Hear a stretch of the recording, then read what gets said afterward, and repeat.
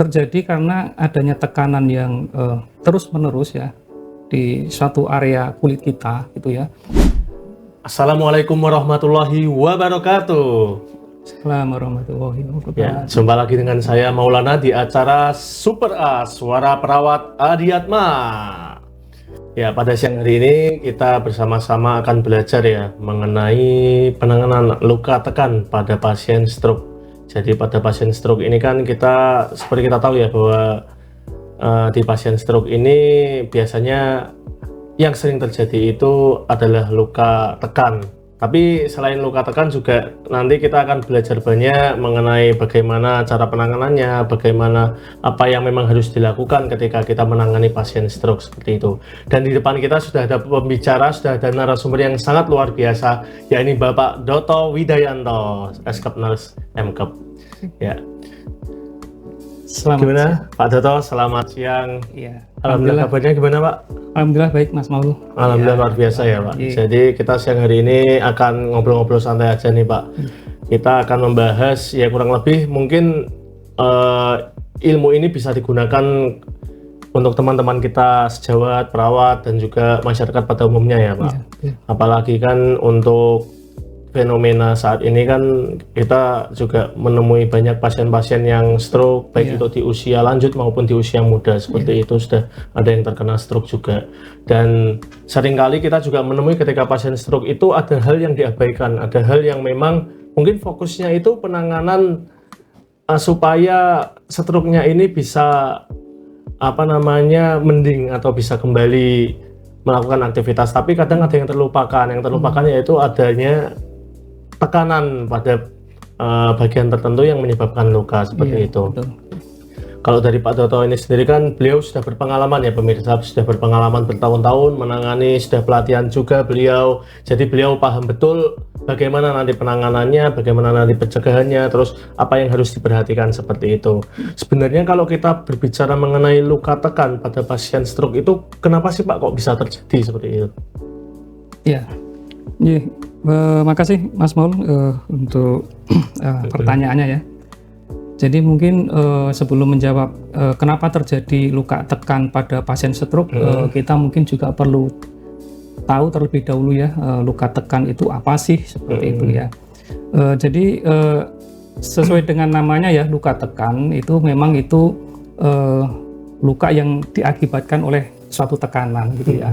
Kalau dulu kita menyebutnya luka dikubitus, ya, tapi sekarang sudah seiring waktu istilah sudah berganti dengan luka tekan, gitu ya. Jadi luka tekan itu terjadi karena adanya tekanan yang terus-menerus ya di suatu area kulit kita, gitu ya. Dan dari tekanan itu akan menyebabkan kulit itu menjadi kekurangan oksigen gitu ya.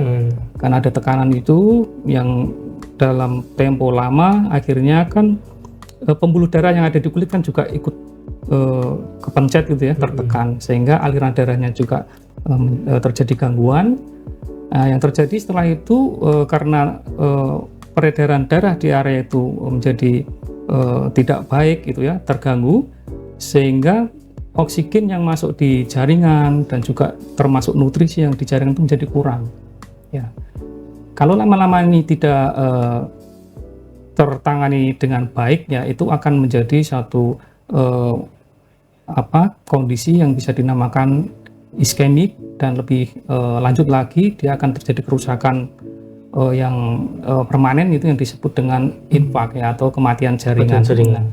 Nah itu yang terjadi terkait dengan luka tekan itu ya. Nah biasanya itu terjadi pada area-area yang ada tulang agak menonjol ya. Tubuh kita itu kan dari atas sampai ke bawah itu kan, kalau ini kan bergelombang ya. Ada titik-titik. Iya, dan terutama yang sering terjadi itu yang di area tulang belakang ya, tulang ekor kita itu yang lebih menonjol gitu. Nah seringnya di situ ya terjadinya. Nah kemudian untuk pasien stroke ini kita ketahui kan pasien stroke ini dia akan mengalami suatu gangguan di persarafan ya. Jadi dia juga sensasi terhadap rasa ini juga ikut berkurang pada pasien stroke ya. Itulah mengapa ketika ada sinyal bahwa jaringan ini kurang oksigen ya, yang mungkin kalau kita rasanya nyeri ya, tidak nyaman, dia tidak bisa menerima itu. Gitu. Kemudian berikutnya pasien stroke ini kan juga mengalami gangguan mobilitas ya, ada kelemahan, tidak bisa bergerak sendiri ya. Nah, ini juga sama yang akhirnya jaringan itu tertekan terus-menerus, akhirnya lama-lama terjadilah itu, gitu ya. Kalau kita normalnya kan misalkan kita duduk ya atau berbaring, kalau sudah tertekan lama kan kita ada rasa nyaman ya, merubah posisi gitu ya, merubah posisi. Ya, tapi dengan pasien stroke ini dengan kelemahan anggota geraknya, dia tidak bisa, pasrah ya Pak. Pasrah ya. Sehingga lama-lama tanpa disadari, nah terjadilah luka itu gitu ya. Dan luka itu sendiri kalau boleh dibantu, area-area yang sering terjadi luka di kubitus bisa dilihat ya barangkali ya. Ada kita sediakan gambarnya ya, tayangannya ya. Nah ini dia. Nah ya, jadi ini luka-luka yang sering terjadi ya di beberapa area tubuh ya. Tergantung posisi kita ya, tergantung posisi tidur kita. Ketika kita terlentang, biasanya yang sering terjadi ada di tulang belakang kepala ya, ada di skapula ya, di tulang belikat gitu ya. Kemudian juga di tumit, yang tadi di tulang ekor gitu ya. Nah, itulah seringnya luka tekan itu terjadi. Kemudian jika kita posisi miring, itu juga bisa dilihat ya di sisi samping kepala ya, bagian samping kepala, kemudian juga telinga, bahu ya, kemudian juga di tulang panggul gitu ya, sampai tergantung miringnya ya. Iya, tergantung miringnya ya, juga di mata kaki ya, mata kaki juga lutut itu sudah terjadi. Ya, kemudian juga ketika kita posisi telungkup ya, itu juga area-area yang tertekan itu bisa di pipi ya, di bahu, kemudian untuk wanita ya bisa di area dada ya, kemudian pria juga bisa di genital, lutut, jari kaki. Nah, kemudian pada saat duduk, nah bisa dilihat juga di tulang punggung, di sakrum, ya, pelvis, tumit. Pantat juga ya Pak? Iya, pantat itu. Nah itu area-area tubuh yang harus kita waspadai terjadinya luka tekan ya, itu Mas Maul. Ya. Berarti memang luka tekan ini tergantung bagaimana juga memposisikannya ya Pak? Iya, betul. Biasanya itu berapa lama sih Pak? Maksudnya luka tekan itu bisa terjadi? Kan kadang-kadang ketika kita memposisikan pasien atau memposisikan entah ada keluarga atau misalnya tetangga atau sanak saudara yang memang menderita stroke ataupun bed rest, yaitu berapa lama biasanya luka itu bisa terjadi ketika posisinya itu tidak diubah? Iya, kita menganjurkan perubahan posisi itu tiap 2-3 jam ya, supaya itu tidak terjadi ya. Kalau berapa lama itu juga tergantung gaya tekannya ya. Gaya tekannya itu seberapa berat ya, berat badannya juga, berat badannya berlebihan atau kurang juga sama ya, bisa terjadi ya. Kalau kurang berarti kan dia otomatis kulitnya itu penyangganya kurang, tulangnya terlalu menonjol juga dapat lebih cepat terjadi ya. Ini juga nutrisi juga penting juga untuk terkait itu, saya kira itu ya. Untuk kalau kita bicara tadi ya Pak, misalnya kondisi luka kondisi kulit ya, kondisi kulit itu kan kita kan kadang kondisi kulit setiap orang kan berbeda-beda, ada yang memang lembab, ada yang memang kering. Nah itu yang sering memang memperburuk atau mempercepat kondisi terjadi perlukaan itu kondisi kulit yang seperti apa? Iya, secara normal kulit kita itu baik dalam kondisi ketika itu lembab ya, lembab itu ya di tengah-tengah ya, tidak kering dan tidak basah gitu ya. Nah untuk kasus luka tekan ini juga bisa terjadi karena kelembapan yang terlalu lembab ya, terlalu basah. Itu juga bisa menyebabkan ini malah bisa 5 kali lipat untuk potensi terjadi luka tekan jika itu kelembapannya itu sangat gitu ya. Nah itu biasanya diakibatkan oleh apa? Biasanya oleh pembuangan urin ya, pipis atau pup ya, pup yang tidak kita bersihkan segera ya. Biasanya kan pasien memakai pampers ya. Nah itu jika tidak segera dibersihkan, diganti, nah itulah yang akan menjadikan kulit itu lebih rentan terhadap luka tekan gitu. Saya kira itu Mas Maul. Berarti kan memang harus diperhatikan juga ya Pak, selain tadi harus posisi dan juga memang kebersihan kelembapan juga diperhatikan. Iya betul ya. Nah ketika kasusnya ini sudah terjadi perlukaan, misalnya kita sudah menemui sudah ada luka dan kondisinya kan memang setiap luka itu berbeda-beda. Ada yang memang kita kadang temui itu kondisinya sudah parah, ada yang memang masih bisa untuk diberikan salep atau dan lain sebagainya. Itu kalau kita sudah menemui luka itu kita harus bagaimana Pak?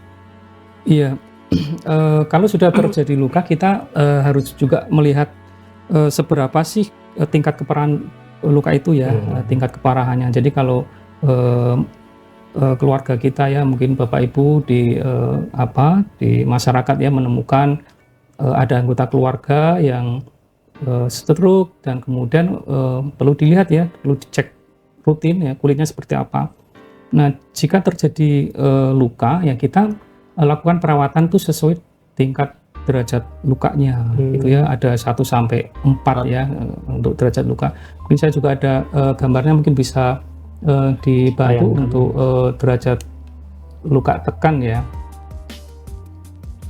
Nah ini luka tekan ini ya ada derajat 1 ya. Jadi walaupun kadang-kadang kita tuh terkecoh ya, kadang-kadang dianggapnya bukan luka ya, padahal itu sudah terjadi luka derajat 1 ya, walaupun hanya kemerahan gitu ya. Kalau sudah ada perubahan warna, walaupun itu tidak terjadi, tidak nampak lecet seperti itu, sebenarnya itu sudah terjadi luka ya. Itu kita kategorikan itu derajat 1 ya. Kemudian untuk derajat 2 itu sudah masuk di bawahnya gitu ya, di kulit dermisnya ya. Dan derajat 3 itu sudah mengenai lemak ya, mengenai lemak ya, di sebutan ya, di situ sudah dermis dan itu sudah bercampur dengan lemak di bawahnya ya. Nah itu derajat 3 ya. Kemudian yang lebih parah ini derajat 4 ya. Derajat 4 ini sudah mengenai otot ya, otot, jaringan ya, tendon di situ kalau ada. Kemudian juga sudah nampak tulangnya, sudah sampai ke tulang itu sudah stage 4 ya. Kemudian juga ada jenis luka yang kita itu tidak bisa menilai ya, karena dia itu ketutup ya, ketutup biasanya kan hitam gitu ya. Kalau kita temukan di ruangan kan hitam gitu ya, kadang itu keras juga ya, ketika disentuh itu keras gitu ya. Nah itu kita tidak bisa menilai, karena kita tidak bisa menilai karena tertutup tidak. Iya betul, tidak tahu dalamnya itu seberapa sih, sampai mana itu tidak tahu.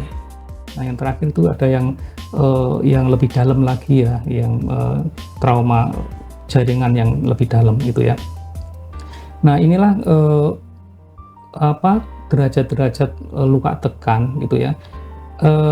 Kalau kita menemukan luka tekan itu untuk Bapak Ibu yang di rumah ya, mungkin kalau memang sudah pernah punya pengalaman merawat luka ya, mungkin bisa dirawat sendiri ya. Itu mungkin dalam tahap luka itu di derajat 1-2 mungkin masih bisa ya, asal ya memang sudah pernah dilakukan edukasi perawatan luka itu ya. Kalau misalkan di rumah sakit pernah opnam, terus sudah pernah dilakukan edukasi perawatan luka, ya mungkin bisa melakukan sendiri ya, mandiri di rumah ya, dengan catatan ya menyiapkan alatnya ya sesuai dengan yang dibutuhkan ya, terutama kesterilan alat gitu ya. Kemudian juga bahan-bahan lain untuk topikal kayak gitu ya, itu juga perlu tahu jenisnya apa, dan cara balut yang baik itu juga perlu diketahui ya. Nah akan tetapi jika luka ini sudah 2 ke atas sih, baiknya sih bisa dikonsultasikan dengan nakes ya, dalam hal ini perawat ya. Ya, untuk membantu bolehlah konsultasi dengan kondisi seperti ini baiknya seperti apa ya. Dan kalau memang tidak bisa mengatasi secara mandiri ya, baiknya memang minta pertolongan, dibantu perawat untuk melakukan home care di rumah kayak gitu ya. Kalau perawat kan dia pasti dalam perawatan luka itu akan melihat tuh secara keseluruhan ya kondisinya ya.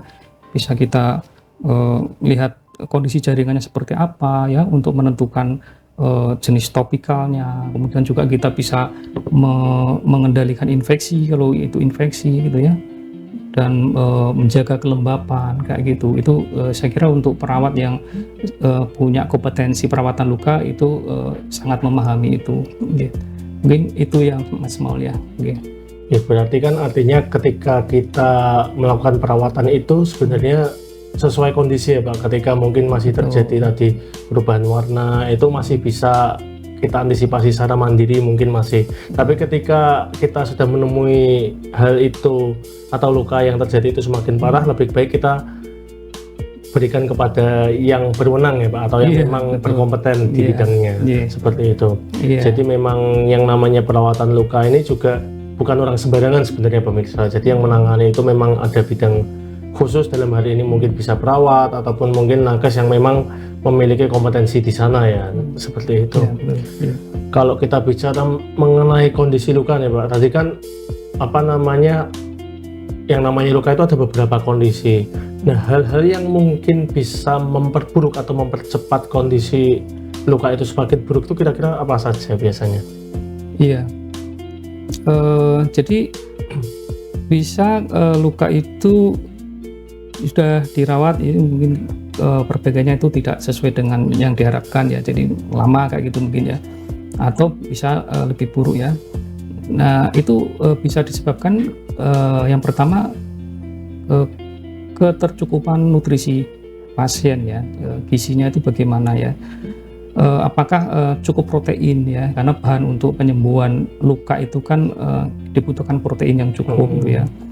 Kalau nutrisinya kurang terpenuhi, otomatis itu akan terjadi keterlambatan ya, keterlambatan.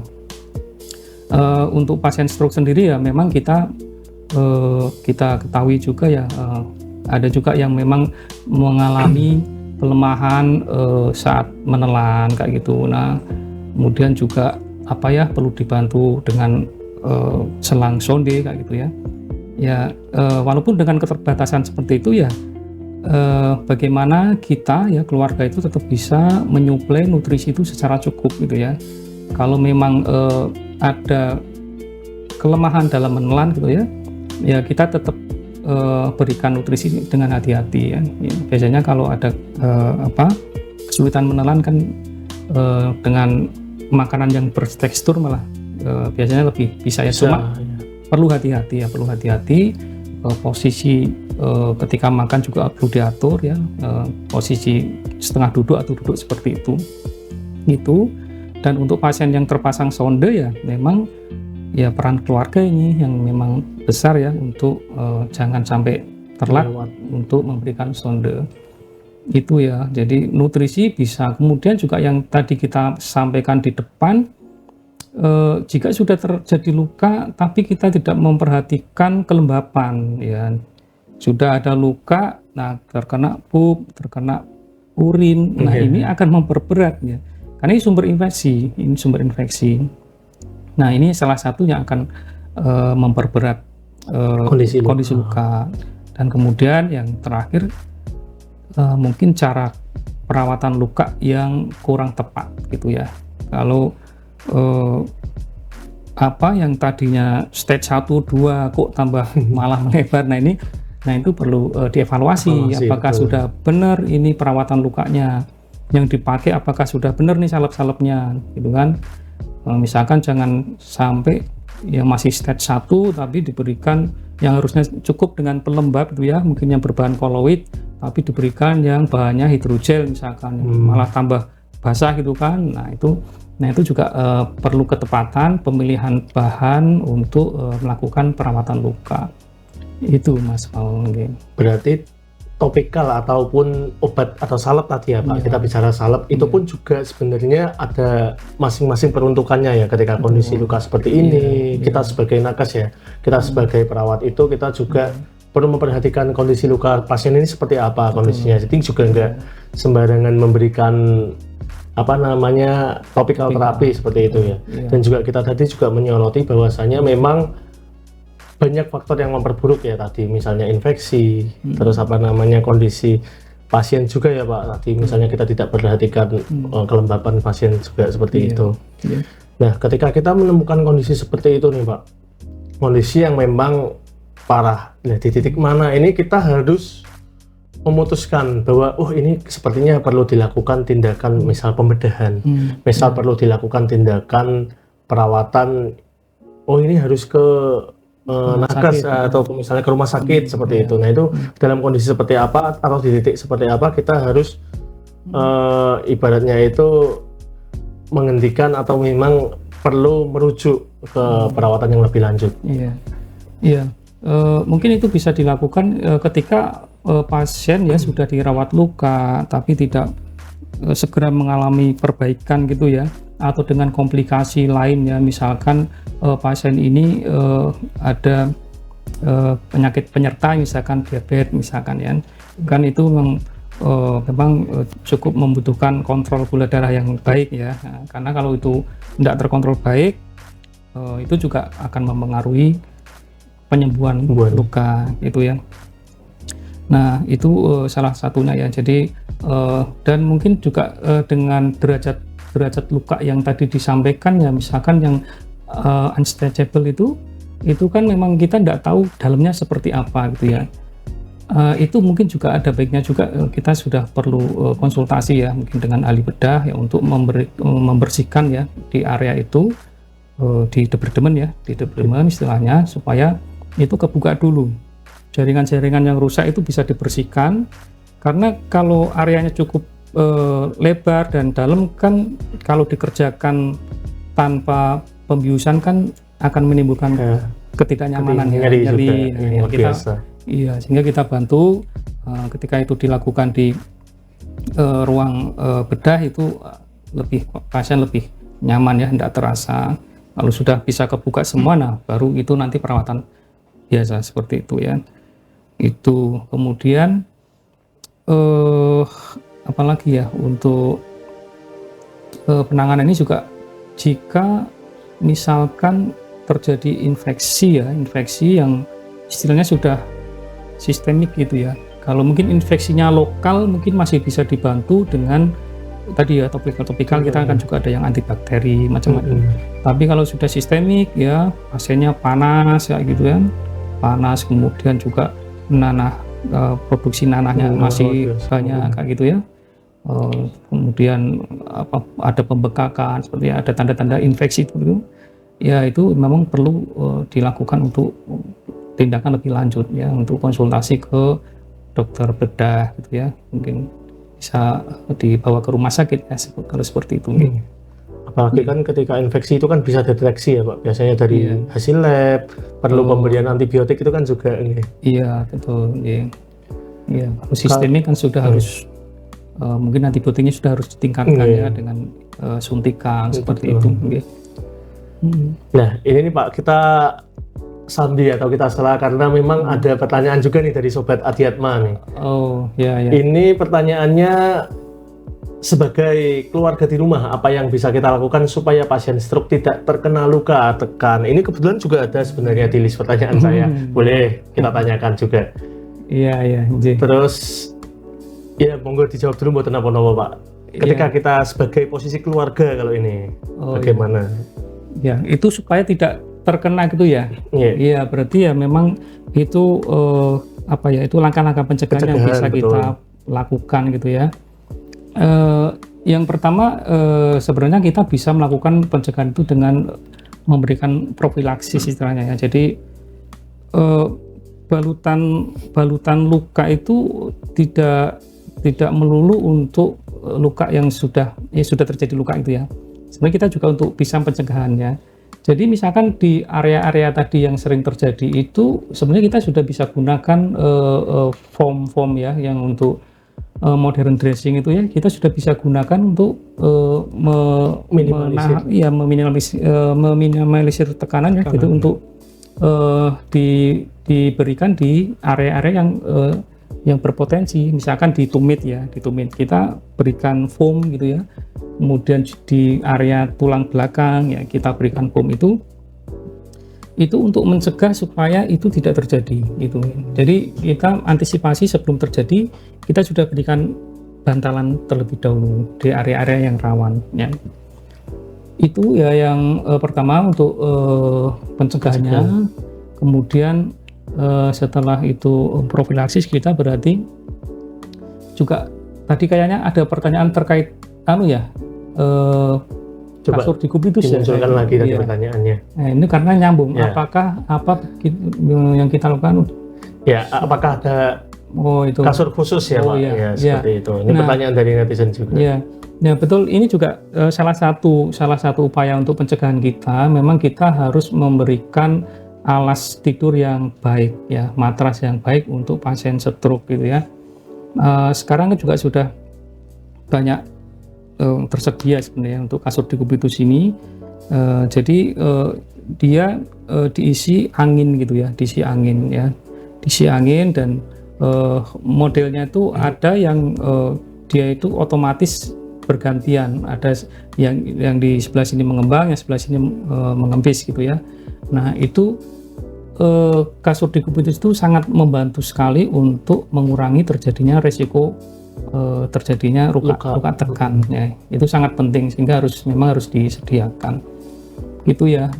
Itu dan berikutnya yaitu tadi menjaga kelembapan ya, kelembapan area genital ya, terutama ya ketika BAK ya, BAB seperti itu. Nah itu yang tadi disampaikan di awal ya, harus benar-benar bersih, dibersihkan, jangan telat menggantinya seperti itu. Ini beberapa hal untuk bisa mengurangi terjadinya luka tekan. Termasuk sibin juga itu juga perlu ya Pak, untuk memperhatikan bagaimana kondisi lukanya ketika mencegah kondisi luka itu tadi ya. Iya betul. Jadi ketika kita melakukan sibin, memandikan pasien itu kan setiap hari mungkin sehari 2 kali gitu ya. Itulah saat kita itu mengkaji apakah ada perubahan di area kulit pasien gitu, apakah ada yang memar atau kemerahan, yang kemerahan ditekan kok tidak berubah warnanya. Nah kita curigai adanya luka tekan. Nah seperti itu ya, barangkali itu ya Mas Paul. Iya, barangkali dari netizen masih ada pertanyaan lagi, atau dari Sobat Adiatma nih. Oh ya. Oh ini masih sama. Jadi ini masih sama ya konteksnya ya. Iya. Ketika kita menemukan pasien stroke atau kita mendapati pasien stroke di ruangan mungkin ya. Ini supaya tidak terkena luka tekan. Iya. Masih kan ini posisinya kalau tadi sebagai keluarga, ini kita sebagai nakes nih bagaimana. Kurang lebihnya juga tidak jauh berbeda sebenarnya ya Pak. Sama. Iya sama. Jadi seperti itu netizen atau Sobat Adiatma kita. Jadi ketika kita berbicara mengenai perawatan luka, baik itu di rumah ataupun memang ketika kita menemukan di rumah sakit, itu perawatannya prinsipnya hampir sama ya Pak, bahkan tidak jauh berbeda. Mungkin kalau di rumah sakit kita masih ready ya yang namanya kasur dikubitus, tapi ketika di rumah ini, nah ini kan kita tidak bisa selamanya ketika pasien itu stroke harus istirahat atau bed rest atau misalnya perawatan di rumah sakit. Katakan ketika kita ada keluarga atau misalnya ada pasien yang memang stroke itu sudah dalam kondisi baik, kan memang diperbolehkan pulang dan dirawat di rumah. Nah ketika di rumah ini yang kita memang tidak boleh terlena seperti itu, karena kan kadang di rumah sakit kita sudah menyerahkan misalnya kepada perawatannya, tapi ketika di rumah kita terlena ya itu nanti malah memperburuk, atau misal yang belum terjadi luka ya malah bisa terjadi luka seperti itu ya Pak. Iya betul. Nah ini karena sudah tidak ada pertanyaan lagi, mungkin bisa terakhir nih Pak, kalau kita membicarakan tadi perawatan luka ini ya, ini kan ranahnya ini kan luas ya, yang namanya nakes karena memang ada ranah khusus yang bisa kita lakukan. Salah satunya itu perawatan luka tadi ya, kalau kita berbicara sebagai perawat. Nah, kita kurang lebih apa nih Pak yang harus disampaikan kepada perawat-perawat yang ada di luaran sana atau teman-teman sejawat kita, supaya memang kita ketika ada pasien stroke tadi bisa melakukan perawatan atau misalnya pencegahan terhadap perlukaan seperti itu Pak? Iya, iya. Untuk nakes ya, mungkin nakes biasanya terlibat kalau sudah terjadi masalah yang lebih lanjut ya, seperti itu. Kalau nakes ya mungkin ketika sudah terjadi perlukaan ya, jadi untuk merawat luka ini ya kita tetap harus memperhatikan sesuai dengan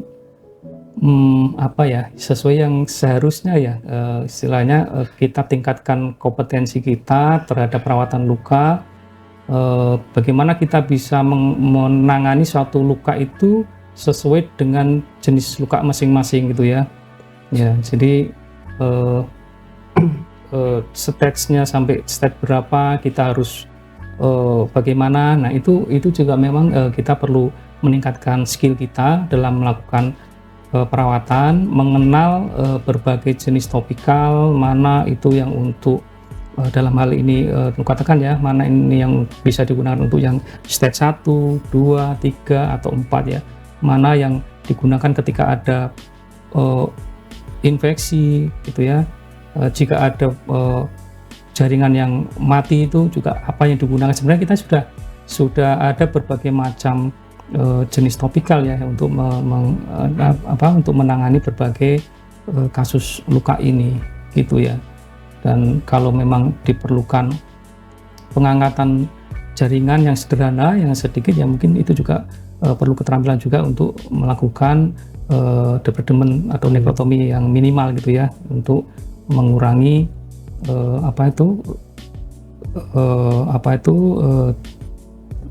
jaringan yang nekrose di luka itu ya.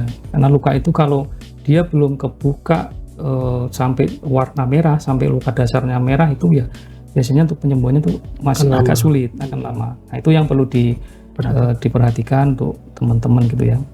Itu, dan untuk keluarga ya memang ini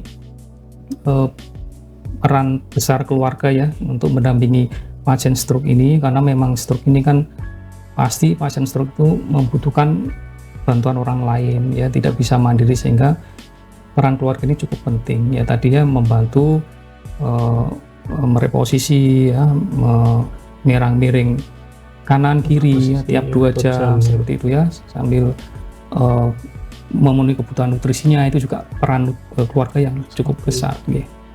Jadi saya kira itu Mas. Siap. Terima kasih banyak Pak Toto atas ilmunya hari ini ya, luar biasa sekali, karena memang kita dapat banyak pelajaran ya siang hari ini, terutama ketika kita sebagai perawat, sebagai keluarga dan lain sebagainya. Ini kita juga harus memperhatikan ketika di sekitar kita ada pasien stroke, ketika itu pasien kita sendiri atau itu keluarga kita sendiri, kita perhatikan bagaimana pencegahannya supaya tidak terjadi perlukaan. Dan ketika terjadi luka tadi juga sudah dijelaskan ya, bagaimana penanganannya, bagaimana agar tidak semakin parah, dan apa yang harus diperhatikan, misalnya nutrisi, makan, kelembapan tadi ya, kebersihannya, misalnya BAK atau BAB itu juga harus diperhatikan. Artinya ketika kita membicarakan penanganan ketika ada keluarga atau pasien yang stroke ini sangat sistematis ya Pak, dari mulai pencegahan, dari mulai penanganannya ketika terjadi luka dan lain sebagainya.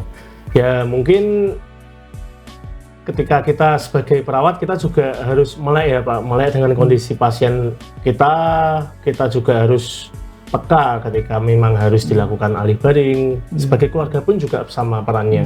Ketika kita ada pasien yang atau anggota keluarga yang stroke, kita juga jangan lupa untuk tadi rajin alih baring, kita memperhatikan kebersihannya dan sebagainya. Ya mungkin itu saja yang bisa kita pelajari bersama-sama pada siang hari ini.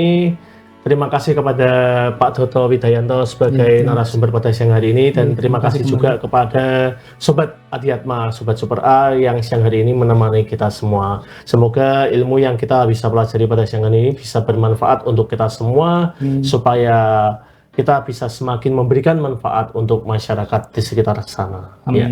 Mungkin itu saja yang bisa kami saksikan untuk siang hari ini.